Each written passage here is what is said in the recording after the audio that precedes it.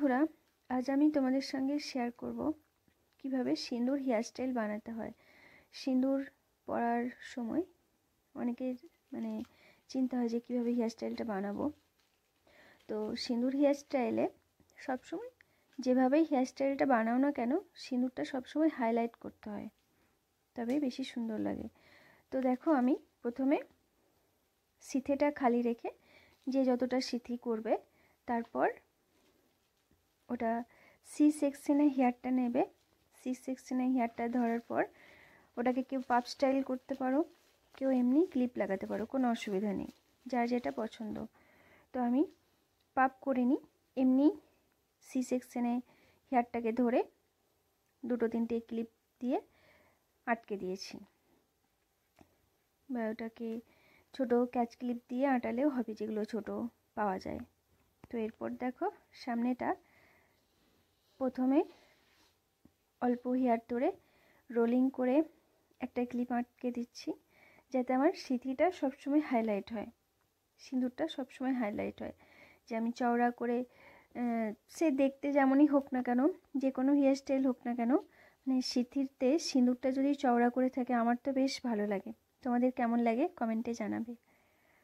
তো এরপর same style, ডান দিকটা হয়ে গেছে, এবার বাঁ দিকটা একইভাবে আমরা রোলিং করে করে তারপর ক্লিপ দিয়ে আটকে দেব। এরপর আবার একটা পার্ট করে আটকে দেব।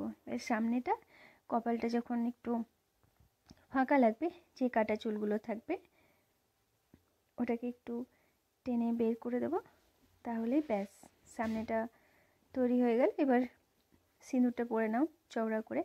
সিঁদুরটা কেউ হাতে করে পরে, কেউ কাঠি দিয়ে পরে, কেউ সিঁদুর পরা যে কাঠিগুলো পাওয়া যায় না তুলোর, সেগুলো দিয়েও হয়। তো আমি দেখো, আমার সিঁদুর কাঠি আছে, তো আমি সিঁদুর কাঠি দিয়েই সবসময় সিঁদুর পরি, তোমরাও পরতে পারো। তো হেয়ারটাকে সামনের দিকে নিয়েও ভালো লাগে, ওটাকে পিছন দিকে দিয়েও ভালো লাগবে। ওটা এবার যে কোনো, ওটাকে যদি বেনি করো তাহলেও সুন্দর লাগবে, আমার তো মনে হয়। তো আমার খোলাই ছিল, কিন্তু ওটাকে যদি আমি পিছনে দিয়ে খোপা বানাই তাও সুন্দর লাগবে। তোমাদের যেটা ইচ্ছা হবে সেটাই করবে। তো আমার হেয়ারটা কত লং দেখছো, তো মনে হচ্ছে না যে দিদি লং হেয়ার কীভাবে বানিয়েছো, এত লং কীভাবে বানিয়েছো। তো লং হেয়ারের জন্য ইন্দুলেখা অয়েল ইউজ করো, ঠিকঠাক অয়েলটা ইউজ করতে হবে। আমরা অয়েল নেওয়ার আগে হেয়ারটা ওয়াশ করব। চুলে বেশি অয়েলের কোনো প্রয়োজন নেই, সামান্য অয়েল নিয়ে, আর অয়েলের সঙ্গে যে যা অয়েল ইউজ করো, আমি যেরকম ইন্দুলেখা অয়েল ইউজ করি, তোমরা যে অয়েলটা ইউজ করো, তবে ইন্দুলেখা অবশ্যই ভালো।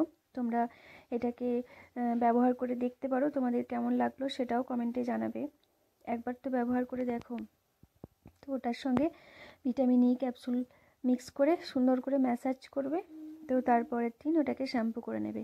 চেষ্টা করবে তেলটা যখন লাগাবো ধুলোবালি যাতে না বসে, এখন শীতকাল, তো রাত্রের দিকে নেওয়ারই চেষ্টা করবে। ভিডিওটি ভালো লাগলে লাইক, কমেন্ট, শেয়ার করবে।